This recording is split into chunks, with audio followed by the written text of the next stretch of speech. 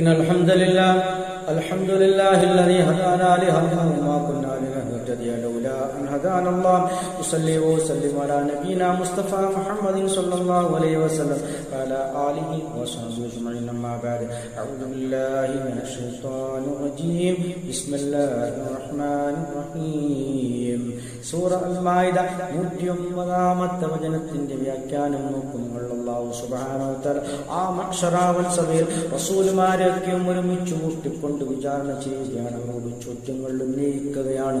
അതിനെ പറ്റിയാണ് ഈ ആയത്തിൽ വിശദീകരിക്കുന്നത്. യൗമ, ഒരു ദിവസം, യജ്മഉല്ലാഹു, അല്ലാഹു സുബ്ഹാനഹു വ തആല ഒരുമിച്ച് കൂട്ടും റസൂലുമാരെ ഒരുമിച്ച് കൂട്ടും. നോക്കൂ നിങ്ങൾ, അല്ലാഹു സുബ്ഹാനഹു വ തആല ആ ഉറച്ച തൗഹീദ്, ഏകദൈവ വിശ്വാസം ജനങ്ങൾക്ക് പകർന്നു കൊടുക്കുന്നതിനും പഠിപ്പിച്ചു കൊടുക്കുന്നതിനും അല്ലാഹു സുബ്ഹാനഹു വ തആല വിശിഷ്ട വ്യക്തിത്വങ്ങളായി തെരഞ്ഞെടുത്ത് ആ അയച്ചിരിക്കുന്ന റസൂലുമാരെ ഒരുമിച്ച് കൂട്ടിക്കൊണ്ട് അല്ലാഹു സുബ്ഹാനഹു വ തആല അവരോട് ചോദിക്കും. ഫയഖൂലു, എന്നിട്ട് അവൻ ചോദിക്കും, അല്ലാഹു സുബ്ഹാനഹു വ തആല ആ റസൂലുമാരോട് ചോദിക്കും, മാദാ ഉജിബ്തും, നിങ്ങൾക്ക് ലഭിച്ച മറുപടി എന്താണ്? നിങ്ങളുടെ ജനതയിൽ നിന്നും നിങ്ങൾക്ക് ലഭിച്ച മറുപടി എന്താണെന്ന് ചോദിക്കുന്നു. നിങ്ങൾ കൃത്യമായി വലിയൊരു ഉത്തരവാദിത്വമാണ് അവർ ഏറ്റെടുത്തിരിക്കുന്നത്.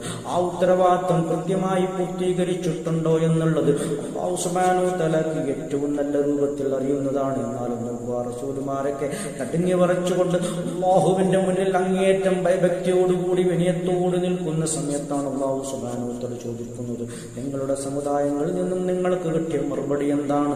ഖാലു, അപ്പോൾ ആ റസൂലുമാർ പറയും, ലാ ഇൽമ ലനാ, ഞങ്ങൾക്കൊരറിവുമില്ല എന്ന് പറയും. കാരണം എന്താണ്? അവർ ജീവിച്ചിരിക്കുന്ന കാലത്ത് ഏകമായ ദുനിയാവിൽ അവരുടെ സമുദായത്തിന്റെ കൂടെ ജീവിച്ചിരുന്ന കാലത്തൊക്കെയും എന്താണ് സംഭവിച്ചത്?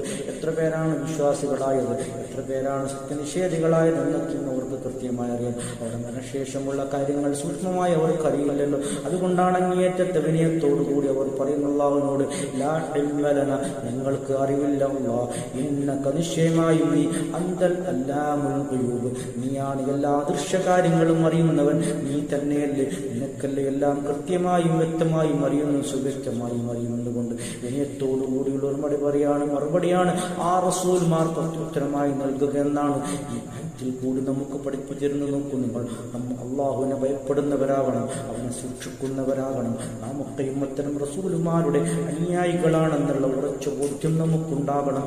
അൽഹംദുലില്ലാഹി റബ്ബിൽ ആലമീൻ.